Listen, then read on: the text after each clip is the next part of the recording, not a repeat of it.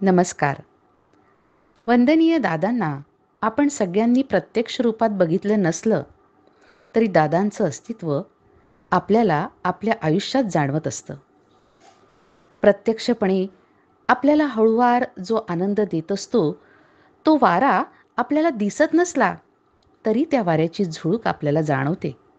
तसंच दादांचं अस्तित्व आपल्या सगळ्यांच्या आयुष्यात आहे. आपण सर्वांनी आपल्या अनुभवातले दादा जाणले आहेत किंवा आपण पुस्तकांमधून जे वाचले आहेत तेवढेच दादा आपल्या सर्वांना माहिती आहेत. पण कार्याच्या सुरुवातीपासून दादांसोबत जे सेवक होते त्यांनी जेवढं जवळून दादांना बघितलं आहे, त्यांना जो दादांचा सहवास लाभला आहे तो सगळ्यांनाच लाभला असं नाही आणि सगळ्यांना अनुभव पण सारखेच आले असंही नाही. दादांचे विविध पैलू आपल्याला या सर्वांशी आपण जेव्हा प्रत्यक्षात भेटू तेव्हा कळतात. पण सगळ्यांनाच जे ज्येष्ठ सेवक केंद्रप्रमुख आहेत त्यांना भेटणं शक्य नाही.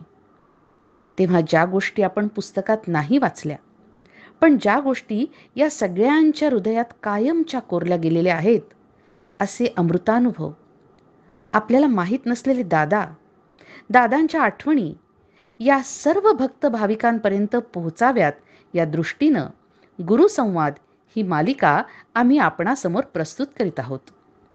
या मालिकेमधून आपण न ऐकलेले, आपल्याला माहीत नसणारे वंदनीय दादांसोबतचे या सर्वांचे सुखद क्षण अशा सर्व ज्येष्ठ गुरुबंधू भगिनी आणि केंद्रप्रमुखांकडून घेतलेल्या या मुलाखती आपण सर्वांना मार्गदर्शक आणि येणाऱ्या तरुण पिढीला प्रेरणा देऊन प्रोत्साहित करून कार्य पुढे नेण्याला निश्चितच मार्गदर्शक ठरतील.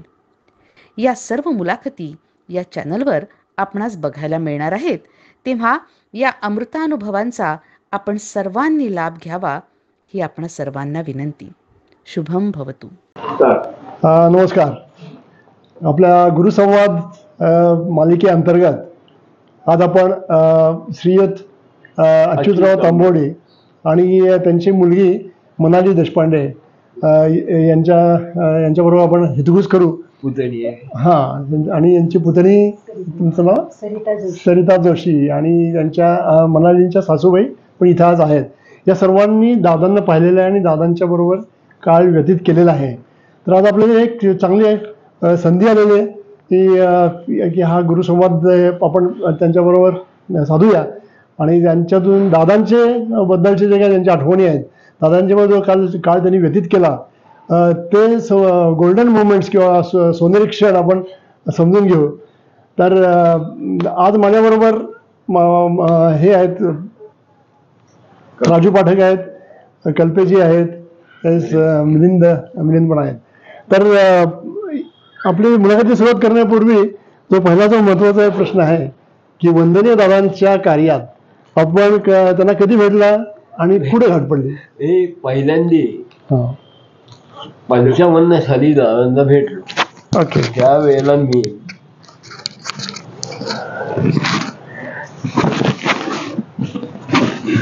त्यावेळेला मी 55 साली भेटल्यावर 6 वर्षाचा होतो.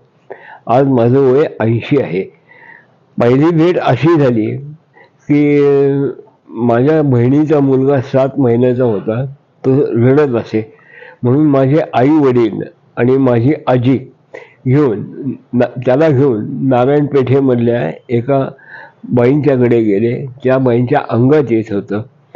तर त्या बाईंनी त्या मुलाला पाहिल्यावर त्या बाईंनी आई वडिलांना आणि माझ्या आजीला असं सांगितलं की ह्या मुलाचं माझ्या हातात काही नाही आहे, तर तुम्ही वंदनीय दादा भागवत ज्यांनी मोती चौक, रायवार पेठ येथे साईनाथ महाराजांच्या कृपेने एक आशीर्वाद कार्य चालू केले, तिथे घेऊन जा. त्याप्रमाणे माझे आई वडील आजी त्या मुलाला घेऊन तिथे गेले. त्यावेळेला मी होतो बरोबर, पण एवढं काही कळत नव्हतं कारण मी 7 वर्षाचा होतो फक्त. तिथे दादांची माझी पहिली भेट झाली. त्यानंतर दादांनी काहीतरी निराकरण दिलं, त्यामुळे मुलगा बरा झाला. त्यामुळे माझ्या वडिलांचा एक विश्वास दादांच्यावर बसला. ते धक्के बघत होते, तर ते तिथे जायला लागले. अर्थात मलाही बरोबर घेऊन जायला लागले. आम्हाला जर लहानपणी काय एक घेऊन पंचारतीचा हा गट म्हणायचे दादा, ते पण असा देवा बंद करून पंचारती म्हणजे ते असे शिर्डीसारखे पंचारती ओवाळायचे वगैरे, असे ते एक 10 मिनिटाची आरती असायची. आणि त्यानंतर मग हे कार्य दादांनी, जागा लहान पडायला लागली दिसली म्हणून शनिवार पेठेत नाईक वाड्यामध्ये आणलं. ते पण एक दादांचे भक्त होते. तिथं 4 खोल्यामध्ये शनिवार पेठेत दादांनी हे कार्य चालू केलं. ते कार्य आमच्या घराच्या जवळच कार्य होतं, त्यामुळे बऱ्याचशा वेळेला जाणं येणं झालं. त्यावेळेला 10 वाजता आरती असायची, त्यामुळे शाळेत जायच्या आधी मला माझे आई वडील हमखास त्या तिथं आरतीला पाठवायला लागले. मग हळूहळू दीपक मंत्री ह्या मुलाशी माझी ओळख झाली. ते माझ्या वर घट्ट मित्रच झाले. मग त्यांचे बंधू होते प्रदीप मंत्री, ते माझे एकदम चांगले मित्र झाले दोघं. त्या केंद्रावर त्यावेळेला दादांच्या भगिनी मैनाताई ठाकार यांची 2 मुलं प्रकाश आणि अनिल हे पण येत होते. त्यानंतर दादांचे एक मोठ्या बहिणी अक्का, त्यांचं आडनाव शहाणे होतं मला वाटतं, त्यांची 2 मुलं होती रमेश शरद, ती मुलं यायला लागली. एक दादांचे त्या काळचे मोठे ज्येष्ठ गुरु सेवक होते गिजरे, त्यांचा मुलगा प्रकाश, तो पण यायला लागला. अशी आम्ही एक 7-8 मुलं तिथं त्या ज्ञानसंवेदनाच्या वर्गाला वगैरे पुढे जायला लागलो. पण एक महत्त्वाची गोष्ट अशी सांगायची वाटते की 1955 साली दादांनी माघ पौर्णिमेला हरिबाबांना पहाडावर वंशविमोचनचा विधी केला होता. त्या विधीला आमच्या मुलांच्या वडिलांना सांगितलं, ह्या मुलांनाही घेऊन या. वडील जरा हे झाले, पण म्हणजे नाही, मुलांनाही आणा म्हणून पहिल्यांदा 7 वर्षाचा असताना पहाडावर जायचा योग आला. बाबांचं दर्शन झालं. त्यावेळेला अक्षरशः आपण जी आरती म्हणतो ना, इसीलिए दौड़ के चरणों में आया, त्यावेळेला मी, दीपक दादा किंवा जी मुलं होती त्यांनी आम्ही असे पैज लावून गड चढलेला होता. हे एक सुखद आठवण आहे आयुष्याची. त्यानंतर मग आम्हा मुलांना सरासरी 8वं वर्ष लागलं. 8वं वर्ष लागल्यानंतर आमच्या मुलाच्या वडिलांना दादांनी सांगितलं की ह्या मुलांची मुंजी मी करतो, तुम्ही काय कुठे करू नका. म्हणून केंद्रावरचं, कुठल्याही केंद्रावरचं पहिलं सामुदायिक मुंजन दादांनी आमचं साधारण 59 साली. त्यानंतर मग मुंज झाल्यानंतर माझी आजी धार्मिक पंथांची होती, त्यामुळे तिला एक आनंद झाला. तिने मला घरच्या देवांची पूजा व्हायला लागली. ती दादांच्याकडे एवढी जात नसे, पण तिचा दादांच्यावर विश्वास मात्र होता, कारण ती वारकरी संप्रदायातली होती, त्यामुळे दादांच्यावर विश्वास होता. मग आई वडील जायला लागले. मग मुंज झाल्यानंतर हळूहळू मी पण जायला लागलो. जात असताना एक दिवशी तिथं पहिली भेट तीच, आणि थोडाफार सहवास जो दादांचा लाभला. त्यावेळेला दादा काय कार्य करतायत हे एवढं काही खरं समजतही नव्हतं. पण मग दादांनी आई वडिलांना दर पौर्णिमेला, अमावस्येला एक प्रसाद द्यायला लागले. तो हिरव्या कपड्यात गुंडाळायचा आणि देवात पूजायचा, म्हणजे एक फूल व्हायचं आणि त्याला उदबत्तीचं. इतकं सोपं निराकरण दादाने आमच्या आई वडिलांना दिलेले. आणि त्यामुळे आई वडिलांनी श्रद्धा केली. माझी श्रद्धा थोडी थोडी वाढायला लागली. मग माझं शिक्षण झालं, मी 11वी झालो. 11वी झाल्यानंतर मला 2 मोठे भाऊ होते. त्यांनी माझं शिक्षणात खरं म्हणजे एवढं काही मी हुशार माणूस नव्हतो. जसे दीपक दादा होते, दीपक दादाला 80% मिळाले तर मला 40% मिळत असत. तर ते मग त्याला काय करायचं. मग शेवटी दोन्ही भावांनी असा निर्णय घेतला की माझा मधला भाऊ मुकुंद तांबोळे हा ITIला इन्स्पेक्टर होता ठाण्याला, की ह्याला तू ITIला ठाण्याला घेऊन जा. मग त्याप्रमाणे माझ्या भावाने मला ITIला नेलं. 1.5 वर्षाची अप्रेंटिसशिप झाली. त्या 1.5 वर्षाच्या काळात मला माझ्या भावाने सांगितलं, अरे माटुंग्याला केंद्र आहे, त्या केंद्रावरती जा, तिथे तुला रामभाऊ भेटतील किंवा एक पंडित नाईक म्हणून एक भेटेल. मग त्या माटुंग्याला हेमकुंज नाव होतं त्या केंद्राचं. त्या हेमकुंज केंद्रामध्ये मी आपला दर रविवारी जायला लागलो. असं जाता जाता तिथे रामभाऊंची माझी जरा जास्त ओळख झाली रविवारी, दादांचे भाऊ. हो. त्यानंतर मग पंडित नाईक होते, त्यांची माझी ओळख झाली. मग त्यामुळे तिथनं जाता जाता 1.5 वर्षाची अप्रेंटिस संपली, 1.5 वर्षाची ITI संपली आणि नंतर 6 महिन्याची ब्रॅडमाशिप कंपनीत ठाण्याला नोकरी पण मिळाली. वेळोवेळी कधी गेलो, दादा रविवारी असले मुंबईला तर दादांची माझी क्वचित भेट होत असे. पण अप्रेंटिसशिप संपत आली होती. हा एक अनुभव एक आहे आलेला. अप्रेंटिसशिप संपत आली होती. आमच्या दोन्ही भावांचे विचार झाले, आता आई वडिलांना भाड्याचं घर सोडून आपण इकडेच आणू, तुझी नोकरी इकडेच आहे. आणि हे जवळजवळ भावांचं आमच्या दोन्ही फायनल झालंच होतं की आता 1 महिना राहिलाय, नोकरी कायम होऊन जाईल. बरं म्हटलं, आई वडीलही त्याला तयार होते. शेवटी असं मी एक दिवशी रविवारी माटुंगाच्या हिमकुंज केंद्राला गेलो होतो. तिथे दादा होते.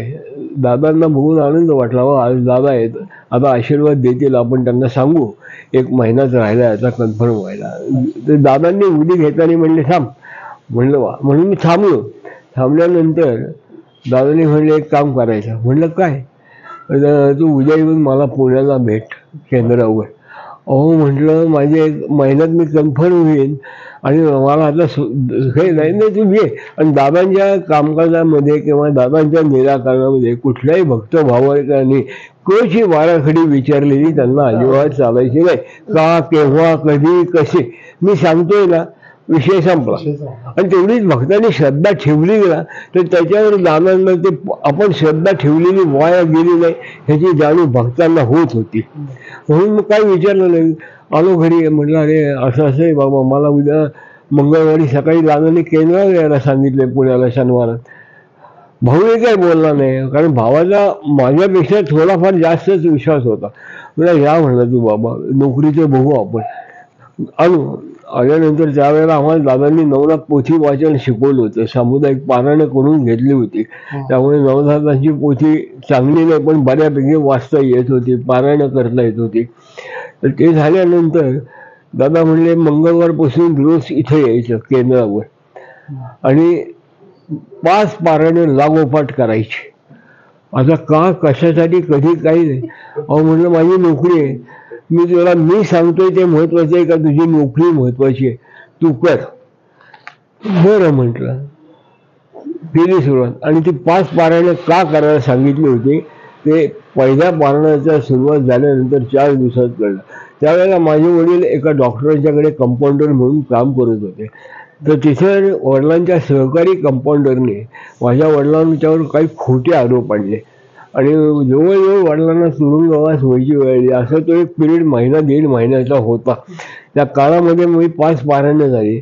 वडील सर्वस्व निर्दोष सुटले. हे सगळं प्रकरण झाल्यानंतर दादा म्हणले तुला आता कळलं का? मी काय विषय याला सांगितलं. अहो म्हटलं कळलं मला, पण माझी नोकरी गेली ना आता. आता त्याचं काय, थोडंसं मला जर हे झालं. म्हटलं आता नोकरी मला परत कोण लावणार आहे. तर म्हणले त्याने एक गुरुबंधू होते दादांचे, मोठे होते माझ्यापेक्षा, जाधव नावाचे. त्या जाधवाला हाका म्हणले, दादा अरे जाधव इकडे, ह्या मुलाला तो बघ आणि ह्या मुलाला कुठेतरी नोकरी लावून टाक. तर जाधव बाहेर बाल्कनी होती केंद्राच्या, तिथं आम्ही गेलो. त्या जाधवांनी सांगितलं मला, मी हडपसरला वैद्यवाडीत राहतो, माझा बंगला आहे, तिथे उद्या सकाळी येऊन मला भेट. गेलो. आता इथं म्हणजे मला टेन्शन होतं ना की आता काय होणार आहे. त्या जाधवांनी सगळी चौकशी केली.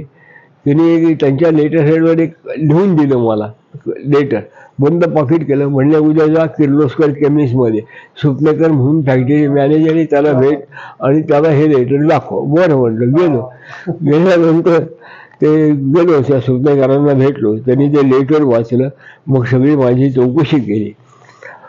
म्हणजे असं कर, उद्या सकाळी 7:30ला ये आणि इथे इंटरव्ह्यू दे. बरं म्हटलं. गेलो. 7:30ला इंटरव्ह्यू झाला माझा. आणि इंटरव्ह्यू झाल्यानंतर बसलो. ते मला सुपनेकर म्हणले 2 वाजेस्तोवर थांब. 3 वाजेस्तोवर थांबलो. त्यानंतर त्यांनी हाक मारली. हाक मारल्यानंतर म्हणले असं कर, उद्या सकाळी येताना डबा घेऊन ये आणि तुला सगळं समजून सांगतो, पण उद्यापासून तू जॉईन हो. बरं म्हटलं. गेलो. डबा वगैरे घेऊन आई वडिलांना सांगितलं घरी. सांगितल्यानंतर मग तिथं ती नोकरी कायम झाली पुढे. आणि ती नोकरी कायम केल्यानंतर अतिशय म्हणजे मी मशीन ऑपरेटर होतो, निळे डगले घालून फर्स्ट सेकंड थर्ड करणारा कामगार. तर ती नोकरी इतकी सुखावह झाली पुढे की पहिला पगार काहीतरी 100 रुपये 30 नवे पैसे आलेला, शेवटचा पगार 27,000 रुपयापर्यंत गेला होता. ही सगळी आणि काही कुठलाही त्रास नाही, काय नाही. ही सगळी दादांची आणि बाबांची माझ्यावर झालेली कृपा आहे.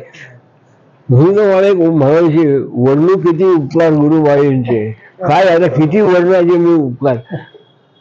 हे त्याचप्रमाणे असं म्हणत होतं, आता तुमची अशी दादांची पहिली भेट झाली, तर तुमच्या आयुष्यामध्ये एक बदल त्या झाला. तुमची दादांची कधी भेट झाली पहिली? थोडी पुढे ऍक्च्युली आता आमची भेट म्हणजे काय की जन्मापासून म्हणलं तरी चालणार आहे की आता आठवतंय असं की केंद्रावर जायचं तेव्हा तर आम्ही शनिवार पेठेत राहिलो होतो. म्हणजे माझा चुलत भाऊ चुलत आम्ही सगळे एकत्रच होतो तेव्हा. मग जायचं पळत, तर लवकर जायचं आरतीला. तर का लवकर पळत जायचं की बाबा दादा असतील. मग दादांच्या शेजारी मग आमच्या चौघांमध्ये कॉम्पिटिशन लागायची की हे जसं बाबा म्हणले की बाबा दीपक दादा आम्ही पहाडावर, तसं मग सायकलीवरनं शनिवार पेठेतनं कोण पटकन जातंय. मग फास्ट सायकल चालवायची, धडपडायचं. पण का तर पुढं लवकर गेलं की दादांच्या शेजारी बाबा आरतीला बसायला मिळेल. पण धडधड व्हायची दादांच्या शेजारी बसायची, म्हणजे कारण त्यांचा सूर तर आणि बाबा म्हणले तसं की बाबा पटकन म्हणा किंवा बघायचे, असे बघितलं तर मग बोबडीच वळायची. पण लहान होतो आणि तेव्हा आम्ही. पण मग असं झालं. आणि बाकीचे अनुभव म्हणजे आई आजारी असायची माझी सारखी. तर काय झालं होतं एकदा असंच, म्हणजे त्याला आता किती 20-21 वर्ष झाली असतील, माइल्ड अटॅक आला. आणि मी आणि माझा चुलत भाऊ म्हणजे जगदीश हिचा सख्खा भाऊ, असं आम्ही तो आमच्याकडेच होतं. म्हणजे तेव्हा त्याचं शिक्षण चाललं होतं. तिला दम्याचे अटॅक आले की आम्ही दोघं तिला पटकन घेऊन जायचो दवाखान्यात. पण माझा सख्खा भाऊ तसा लहान होता तेव्हा, त्यामुळे तो यायचा नाही. आणि ते आम्ही दोघं दवाखान्यात गेलो जोशी हॉस्पिटलला. तर तिथं काय आलं, आईला सांगितलं की माइल्ड अटॅक आलेला आहे, तुम्ही ताबडतोब सगळ्यांना बोलवा. आणि मी आणि तो आम्ही कॉलेजमध्येच म्हणजे FY/SYलाच होतो. आता म्हटलं माइल्ड अटॅक आईला आलाय, सगळ्यांना बोलवा. तेव्हा काय फोन म्हणजे लँडलाईन सुद्धा नव्हते कोणाकडे. मग आमच्या दोघांचंच बोलणं झालं. तो म्हणला तू काम कर म्हणे, मी काकूपाशी थांबतो, तू पटकन केंद्रावर जा इकडनं. मग तसेच केंद्रावर गेलो. मग लीला आत्या होत्या तेव्हा, दादा नव्हते म्हणजे ॲक्च्युली तेव्हा. हा एक अनुभव त्याच्यानंतरचा आहे खरं. मग लीला आत्यांना सांगितलं, आरतीच चालली होती ते खाली, दादांचेच होतं बघा खाली बांधलेलं नवीन द्वारकामीमध्ये. तर ते सगळं आरतीवर झाली. लीला आत्यांना सांगितलं, म्हणलं असं असं झालंय, ICU मध्ये आईला ॲडमिट केलं आणि सगळ्या नातेवाईकांना बोलवायला सांगितलं. कोणालाही बोलवू नको, दीपक आणि विजय 5 मिनिटात येतील इथलं आवरून. आता म्हणलं त्यांना नाव सोडणार नाहीत आतमध्ये ना ICU मध्ये, तू जा, काळजी करू नको. म्हणजे आम्ही दोघांचे बाहेर बघत बसलो. दीपक दादा आले, विजय दादा आले. एका चकार शब्दाने कोणीही दवाखान्यात विचारलं नाही त्यांना. दोघं आत गेले, काय माहित नाही काय केलं. 10 मिनिटात ते म्हणे आपण असं करू म्हणे, मिसेस तांबोळी एकदम छान झालेले आहेत, माइल्ड अटॅक वगैरे नाही आहे, आपण त्यांना वॉर्डमध्ये शिफ्ट करू. म्हणजे आम्ही दोघं असे शॉक की म्हणलं आपण खरं ऐकलं का, काय काटा येतोय अजून अंगावर की नक्की काय झालं बाबा हे. म्हणजे असे अनुभव तर इतके आहेत की खरंच म्हणजे अख्खा दिवस पण हे होईल. यांच्या आजारपणाचा पण आहे ते तर.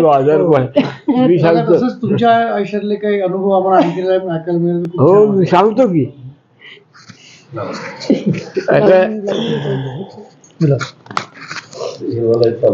हो चला. आता प्रश्न आहे दादांच्या सहवासातला अविस्मरणीय अनुभव. तर अविस्मरणीय अनुभव म्हणजे गालाचं ऑपरेशन. कंपनीच्या मुलामुळे थोडं व्यसन रंबाखोचं लागलं होतं. तर कामगार लाईफ होते सगळं. तर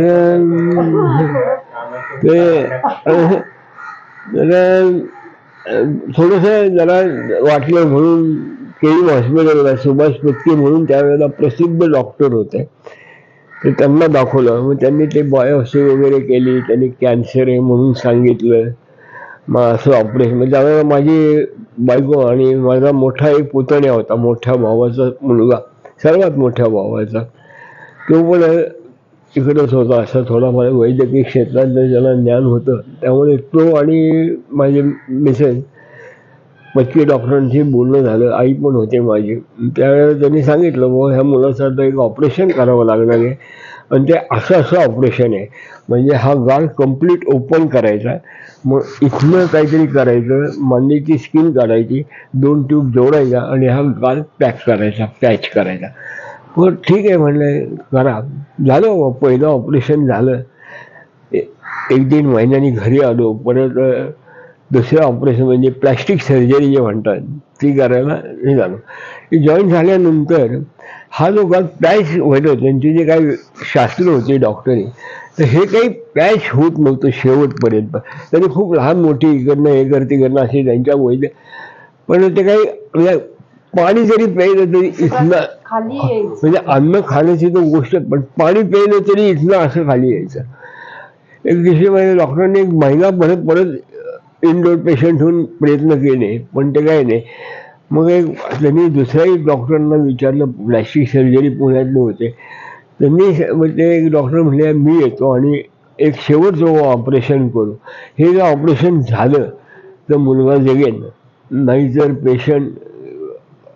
तर तसं मग पत्की, त्या डॉक्टरांनी पत्कींना सांगितलं त्याच्या नातेवाईकांना सांगा. मग पत्की डॉक्टरांनी आईला आणि माझ्या बायकोला हे सांगितलं. आणि त्यावेळेला पत्की डॉक्टर म्हणले होते त्या दोघींना की तुम्ही जर काही देवाचं कुठेही जात असला तर त्याला नमस्कार करा आणि त्यांची प्रार्थना करा. आता पेशंटला मी वाचवू शकेन ही गॅरंटी देत नाही. त्यावेळेला मी किती लहान आता 24-25 वर्ष अगदी. तर मग त्या दिवशी हे डॉक्टरांनी ऐकलं. संध्याकाळीच आई आणि बायको केंद्रावर गेल्या. माझ्या नशिबाने म्हणा तेव्हा थोड्याशा माझ्या पुण्याने दादा नेमके तिथं होते पुण्यामध्ये. दादा आणि दीपक दादा बाल्कनीतच बसले होते. दादा आजारी बिजारी पडले, अशी ऑपरेशन झाली ते दीपक दादांच्या मार्फत दादांना कळत होतं. मग दीपक दादा म्हणले का, म्हणजे माझ्या बायकोला ते आले तुला का गाला, म्हणजे असं सांगितलंय. मग म्हणजे बोलू आपण या दादाशी, म्हणून दादांशी बोलल्या. दादा म्हणले कधी ऑपरेशन, बायकोला राहिला. तर बायको म्हणली परवा दिवशी. मग पेनला कुठे दवाखान्यात काय वॉर्ड नाही म्हणे, जनरल वॉर्ड आहे. बरं म्हणले ठीक आहे, काही काळजी करू नको, जाईन मी उद्या दवाखान्यामध्ये. आणि तुम्हाला सांगतो, दादा आणि दीपक दादा दवाखान्यात मला भेटायला आले आणि दादांनी असा गाला आणि म्हणे काळजी करू नको. ठीक आहे म्हटलं. आणि त्यानंतर निरीक्षणचा अनुभव आहे. गाळ राहायला दादांची शक्ती तुम्हाला आम्हाला माहिती आहे की दादा काय होते ते. पण पत्की डॉक्टरांनी 2-3 दिवसानंतर बायकोला आणि आईला विचारलं, काय हो म्हणे मी तुम्हाला त्या दिवशी असं सांगितलं देवाची प्रार्थना करा वगैरे, तर तुम्ही कुठल्या देवाला गेला होता. मग धोक्याच्यातनं मी बाहेर पडल्यामुळे आईला बायकोला खूप समाधान वाटत होतं. मग आईने आणि बायकोने सगळे दादा पण एक बोलले की म्हणे हे आईचा आशीर्वाद किंवा म्हणे बायकोचं आहे बळकट असं हे नाहीये, म्हणजे काहीतरी पुण्य दैवी शक्ती आहे तुमची. तर आईने सगळं सांगितल्यानंतर डॉक्टरांनी विचारलं कुठे असतात हे गुरु तुमचे, तर म्हणे असे केल्यावर. हो का म्हणले, कधी भेटतात. आई म्हणजे आहेत ते 2-3 दिवस पुण्यामध्ये अजून आहेत. बरं म्हणले. त्यानंतर दुसऱ्या दिवशी डॉक्टरांनी सगळी त्यांची कामं, डॉक्टर बिझी असणार ते सोडून द्वारकामाईत गेले आणि तिथं दादांना नमस्कार, नुसतं असं नाही तर पायावर डोकं ठेवून नमस्कार केला की हा पेशंट तुम्ही वाचवत आहे. आणि म्हणजे इथून पुढे प्रत्येक ह्याच्या वेळेला मला असाच आशीर्वाद द्या की त्यांना उभं केले तसे माझे सगळे पेशंट उभे राहू देत. ह्याच्यापेक्षा आयुष्यातला अविस्मरणीय अनुभव काय आहे. बरोबर. तुमच्या आजाराच्या निमित्ताने तो डॉक्टरच गुरुवार गेला. आणि दुसरं म्हणजे आज डॉक्टर लोक आता मी म्हणत नाही माझी नाव झाल्यामुळे की डॉक्टर लोकांचा या मार्गावर थोडाफार कमी असतो. 100% 2-4% डॉक्टर हे मानणारे असतात, पण डॉक्टर पत्कींनी दादांना जाऊन नमस्कार करणं ह्याच्यासारखा माझ्या आयुष्यात दादांचा अनुभवच नाहीये मला. सर्व पेशंटसाठी कृपा अगदी खरंच झालं तेच. आणि त्यानंतर आज ऑपरेशनला किती 30-35 वर्ष झाली. मी 52 म्हणजे जवळपास 40 40 वर्ष झाली. 40 वर्ष झाली. 45 एक वर्ष होऊन गेली ऑपरेशन. आणि वंदनीय दादांनी भक्त भाविकांशी घेऊन जे सहज व सोपे मार्गदर्शन बोधामृत दिले त्याबद्दल तुमचा अनुभव आहे? याबद्दल असे अनुभव आहेत माझे. दादांचं मार्गदर्शन हे अतिशय सोपं असायचं. पहिलं मार्गदर्शन म्हणजे लहानपणी वैद्यवाड्यामध्ये दादांच्याकडे जी भक्त मंडळी यायची त्यावेळेला लीलाताई दादांच्या भगिनी त्या समोर बसलेल्या असायच्या. दादा त्यांना माध्यम म्हणून वापरायचे. ते एवढं आता काय होतं ते मला नाही सांगता येणार, पण एक श्रीफळ ठेवलेलं असायचं. मला झालेला त्रास किंवा मला जो काय होते व्याधी शारीरिक ती दादांना सांगायचे. ती लीलाताईंच्याकडे जायची. लीलाताईंनी त्या श्रीफळावर डोकं ठेवलं की तो भक्त व्याधीमुक्त होत होता, आणि होत होता हे आम्ही डोळ्यांनी पाहिले.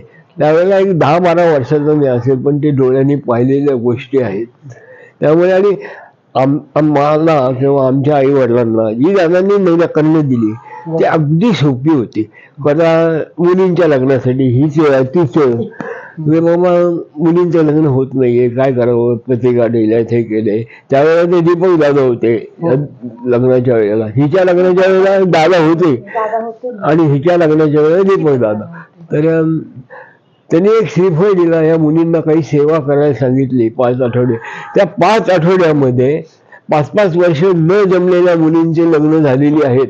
हे माझ्या या दोन्ही मुलींची उदाहरणे देतोय असं नाही. अजून एक उदाहरण आहे, म्हणजे माझे मेहुणे होते, माझ्या बायकोचे भाऊ विलास देशपांडे, ते सोलापूरला बँक मॅनेजर वगैरे होते. ते मुलीचे लग्न, त्यांच्या मुलीचे लग्न जमण्यासाठी पुण्यामध्ये आले होते काही स्थळांवर.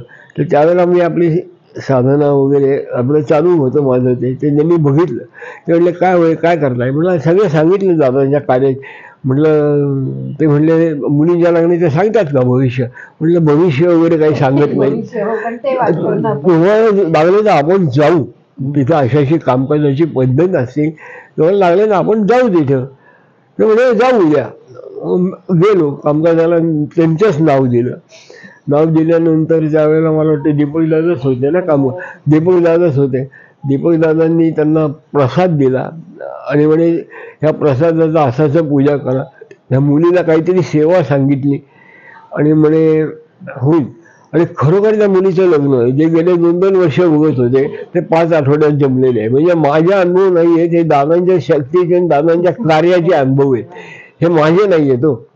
माझ्या मुली आणि ही निराकरण इतकी दादांनी कधी कोणाला असं अवघड निराकरण किंवा कुठे देवीची सेवा सांगितली, कुठे मारुतीची, गुरुवारची, मंगळवारची, आणि ही सेवा करा असंच करा आणि एवढंच सांगितले. बाकी कोणाला कुठली अवघड मार्गदर्शन की तू होम कर, हवन कर, उपास कर. दादा त्या उपासाच्या विरुद्ध होते. माझी आई उपास करायची. दादांनी सगळे उपास त्यांचे बंद केले. काही कुठले उपास करायचे नाहीत. आणि आईने केले श्रद्धेने. वडील गुरुवार करायचे. तर दादांना माझ्या वडिलांना सांगितले ठीक आहे तू दत्ताची भक्ती करतोयस ना, तू गुरुवार कर. पण वडील दादांच्याकडे जायच्या आधी माझ्या वडिलांच्या गाड्यात इथे रुद्राक्षाची माळ, हाताला रुद्राक्षाची माळ असे होते, कारण ते दत्त भक्त निस्सीम होते.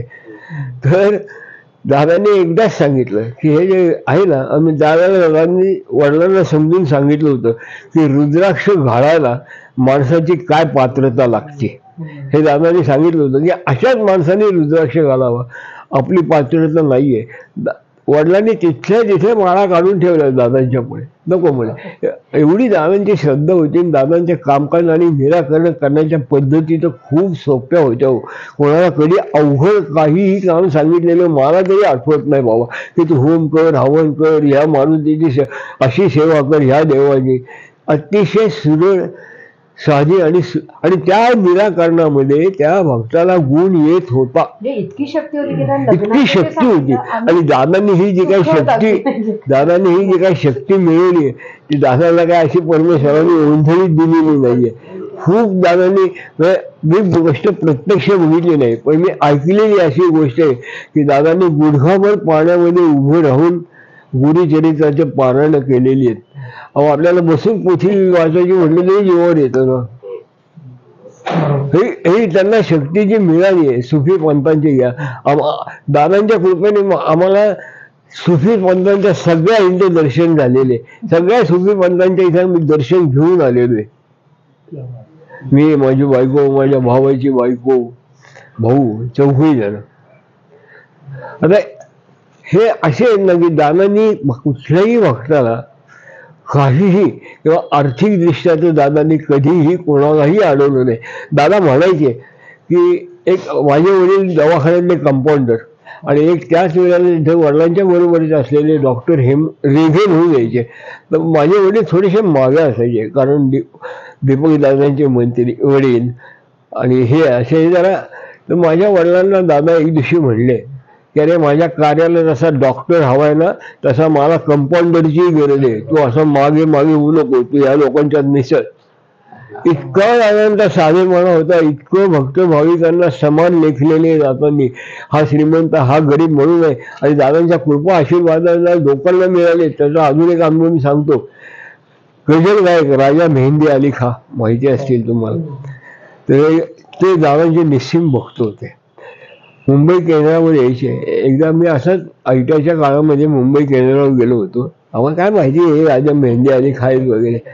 तर ते दादांना एक कागद दिला आणि दादाने एक कागद दिला, गझल आहे म्हणे, मी लिहिलेली पहिली गझल आहे, तर तुम्ही हिला आशीर्वाद द्या. आणि ती गझल होती, आपकी नजरों ने समजा हमें कातिल, अशी एक ती अशी एक ती गझल होती. काय एक दोन्ही अर्थाने होते दोन्ही म्हणजे परमेश्वराचा फोटो आणि मिल गया है शाही राज मुझे. नाही मला आवाज एवढा माझ्याकडे त्या होळी आरतीच्या एका होळीत ती गझल जुनी होळी आणणार जरा आरती जय श्री आतली या आरती श्री आरती आरती त्या गझलीची मी तुम्हाला एक साध्या आवाजात म्हणून दाखवतो. आहे ती गझल आणि त्या गझलीच्या पुढे काय आहे ते याच्यात सांगतो. आहे उद्या आरतीच्या होळीत आहे माझ्या.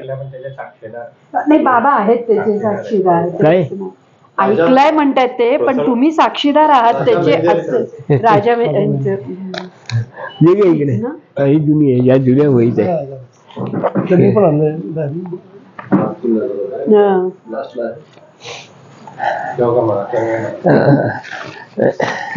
एक मिनिट पिशवी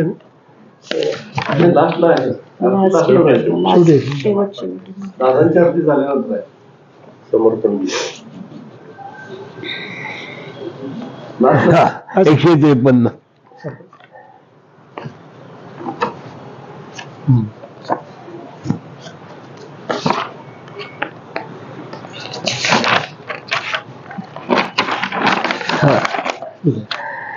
ही गझल अशी आहे, दोन्ही अर्थाने म्हणू शकतो आपण. पण या गझलीचं महत्व काय आहे हे मी तुम्हाला नंतर सांगतो. हे आता सुरुवात राजा अली मेहंदी खानची दिलेली आहे. हे वैसे सुद्धा लिहिले, वंदिले गुरु बंधू राजा मेहंदी अली खान. आप मी 40 सहित म्हणत नाही आपले.